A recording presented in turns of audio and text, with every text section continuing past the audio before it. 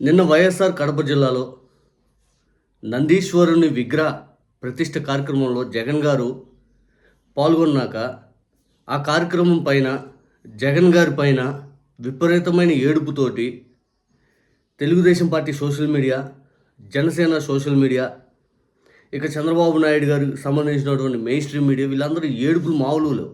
ఎందుకంటే ఏదో రకంగా కట్ అండ్ పేస్ట్ వీడియోలు తీసుకొచ్చి దుష్ప్రచారం చేయాలి.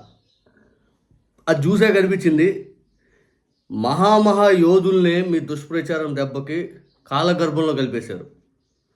మీరు దాదాపు 15-16 సంవత్సరాల నుంచి జగన్మోహన్ రెడ్డి గారి పైన ఏడవని రోజంటూ లేదు. అయినా కూడా జగన్మోహన్ రెడ్డి గారిని ఆయన నిజంగా ఆయనే అన్నారు, నా వెంట్రుకు కూడా బేకలేరు మీరు అని. ఆ వెంట్రుకు కూడా మీరు బేకలేకపోతున్నారు. ఎంత చేసినా కానీ అంతకు రెట్టింపు ఉత్సాహంతో ఆయన పనిచేస్తున్నాడు. ఇదంతా ఆయనకి నిజంగా దేవుడు ఆయన చాలా అండగా ఉన్నాడు అనిపిస్తూ ఉంది.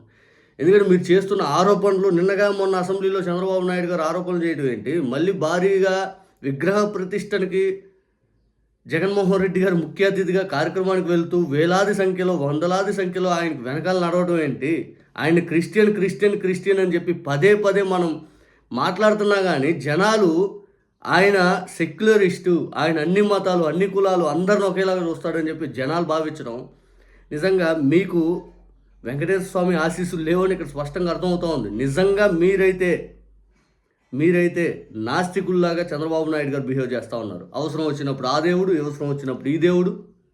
ఎక్కడికి వెళ్ళినా చంద్రబాబు నాయుడు గారు అవసరానికి తగ్గి మాటలు. జగన్మోహన్ రెడ్డి గారు ఎక్కడికి వెళ్ళినా ఆ మతానికి సంబంధించినటువంటి, లేకపోతే ఆ ప్రాంతానికి సంబంధించినటువంటి ఏదైనా ఇష్యూ ఉన్నా, లేకపోతే ఆ మతానికి సంబంధించిన ఏదైనా పాటించాల్సిన అవసరం ఉంటే జగన్మోహన్ రెడ్డి గారు స్పష్టంగా పాటిస్తారు. చంద్రబాబు నాయుడు గారు మన హిందూ మతం అనుకుంటే వెంకటేశ్వర స్వామి బొమ్మలు పట్టుకొని బూట్లు వేసుకొని నడుస్తారు, బూట్లు వేసుకొని పూజలు చేస్తారు. నిన్న జగన్మోహన్ రెడ్డి గారు అది ఎక్కడైనా చేశారా? అసలు ఇప్పుడే కదా, ఎప్పుడైనా కానీ జగన్మోహన్ రెడ్డి గారి ఒక్క ఫోటో చూపించగలరా? ఒక్క వీడియో చూపించగలరా? చూపించలేరు. అంతెందుకు, నిన్న మీరందరూ ఆ కార్యక్రమం పైన ఏడ్చేటప్పుడు వాస్తవానికైతే ఆ ఏడుపు అనేది ఈ లెవెల్లో పీక్ స్టేజ్. ఎందుకంటే మీరు లడ్డు ఇష్యూ లాంటిది కూడా జగన్మోహన్ రెడ్డి గారి పైన వేసినా కానీ జగన్మోహన్ రెడ్డి గారికి హిందువులు అనేవి దూరం కావట్లా. మీ ప్లాన్ అనేది అక్కడ బెడిసి కొట్టింది. లడ్డు ఇష్యూ జరిగినప్పుడు అయితే ఏంది ఇంత పెద్ద ఇష్యూ తీశారు అది అని చెప్పి ఒక రకంగా అందరూ ఆందోళన చెందుతున్న టైంలో కూడా జగన్మోహన్ రెడ్డి గారు వచ్చి ప్రెస్ మీట్ పెట్టి వాస్తవాలు ఏంటి అని తెలియజేసి మిమ్మల్ని ఎండగట్టాడు. ఆ రోజు జగన్మోహన్ రెడ్డి గారు బలంగా చెప్పాడు, నేను ఎక్కడికి వెళ్ళినా నా విధానం ఇలాగే ఉంటుంది.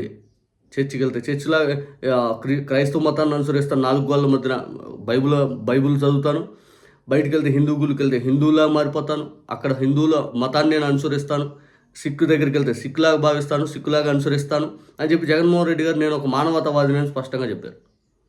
ఇక ఆ రోజు జగన్మోహన్ రెడ్డి గారు ప్రెస్ మీట్ చూసాక చాలామంది అప్పుడు భావించారు, నిజంగా వెంకటేశ్వర స్వామి ఆశీస్సులు లేకపోతే రాజశేఖర్ రెడ్డి గారు, జగన్మోహన్ రెడ్డి గారు వాళ్ళే వెంకటేశ్వర స్వామికి పట్టు వస్త్రాలు సమర్పించారు.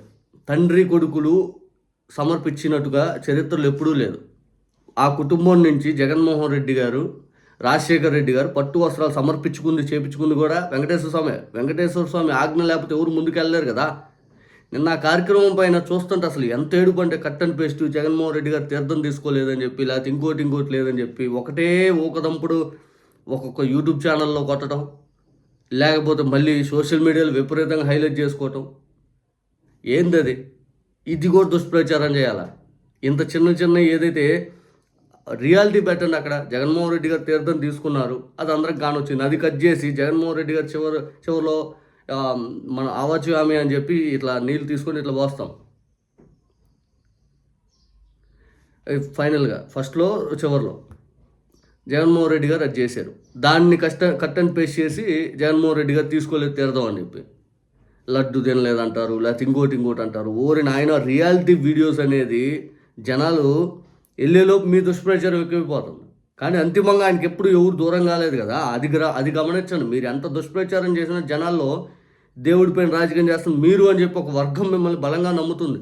దేవుడిపైన రాజకీయం చేస్తుంది మీరే దొంగలు, మీరే చేస్తుంది అని చెప్పి ఒక సెక్షన్ పీపుల్ మిమ్మల్ని బలంగా నమ్ముతూ ఉన్నారు. ఏది మీరు చేసే ఫేక్ దుష్ప్రచారాలు ఏదైతే ఉందో వీళ్ళే దేవుడిని వాడుకుంటుంది, వీళ్ళే చేస్తుంది ఇది అని చెప్పి వాళ్ళని ఎంత చేసినా మీరు మారరు.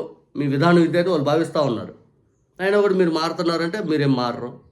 మీ ఆలోచన మీ విధానాలు ఎలా ఉన్నాయంటే అంతిమంగా నిన్న కడప జిల్లాలో ఏదైతే జరిగినటువంటి ప్రోగ్రాం పైన కూడా ఒక్కడే పాల్గొన్నాడు.